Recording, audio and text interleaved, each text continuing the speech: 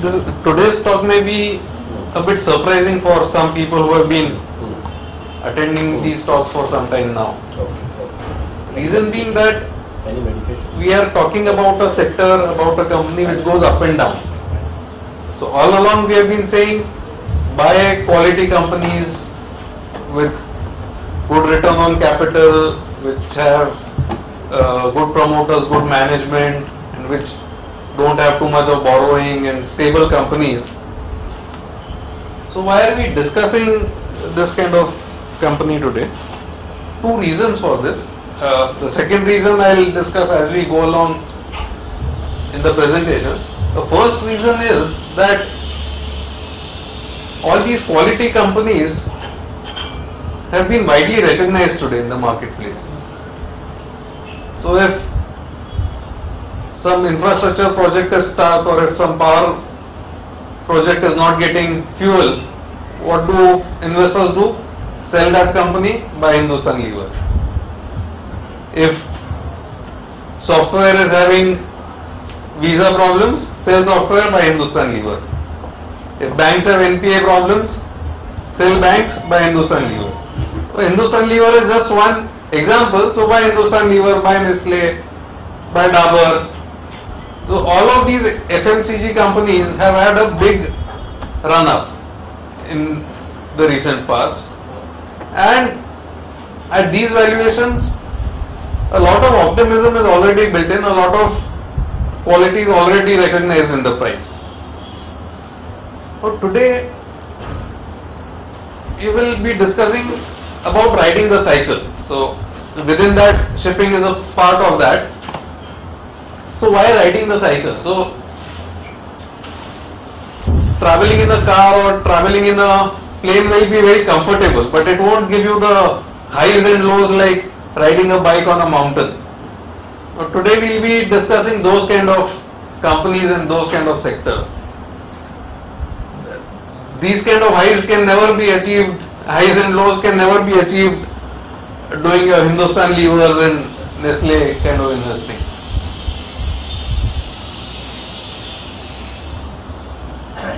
So essentially, what is a cycle? One is of course a bicycle that was portrayed, but otherwise a cycle is something which has a pattern and which repeats over time.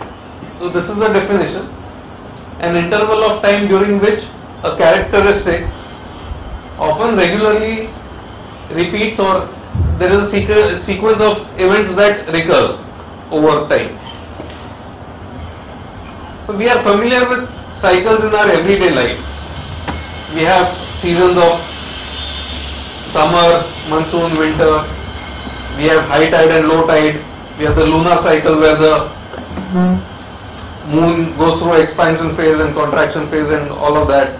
In our philosophy, there is a cycle which is birth, aging and death, again followed by rebirth. So we are familiar with cycles in life. We will be looking at cycles in business.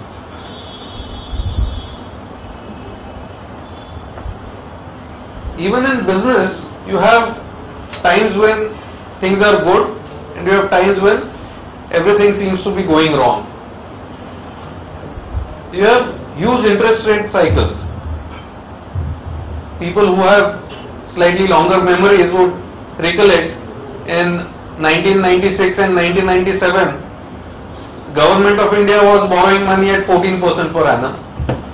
Companies like Tisco and L&T were borrowing money at 18% per annum. And Reliance Capital, which was again rated AAA at that time, was raising fixed deposits at 21% per annum. So this is the leading companies.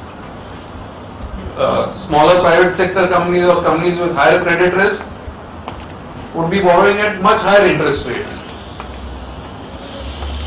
This 14% interest on government bonds fell to as low as 4.85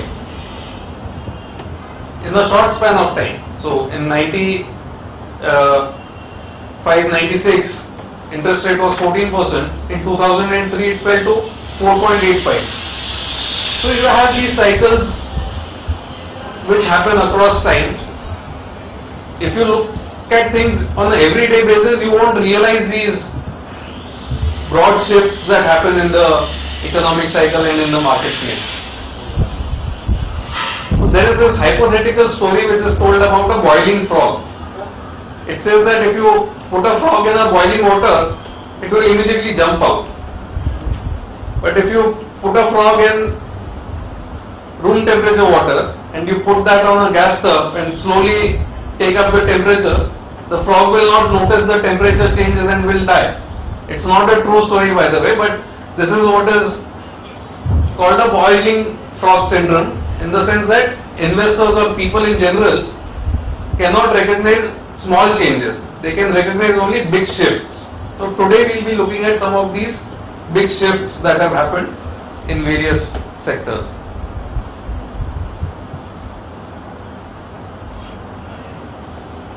So we discussed interest rate cycles. Same way you have liquidity which tightens and which is easy, and you have economic growth. Sometimes you have high growth, sometimes you have low growth. Similar to broader economic cycles,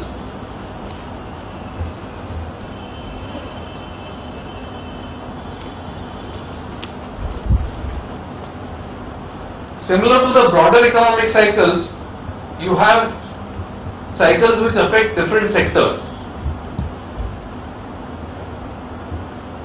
Sometimes the sector will be down in the dumps, where maybe 50-60% of the companies will be on verge of bankruptcy, and at other times all of these companies will be doing phenomenally well in that same sector.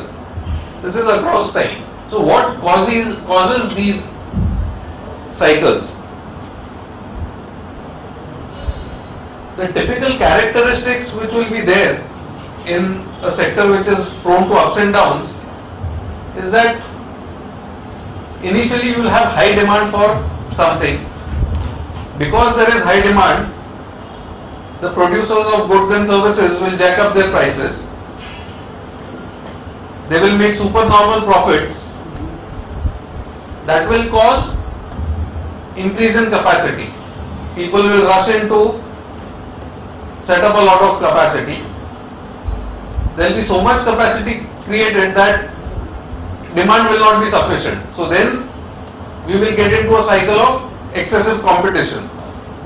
And at the same time, if demand also starts falling, you will see low prices, low profitability, a lot of companies going bankrupt, some companies exiting the sector, and then the cycle will repeat.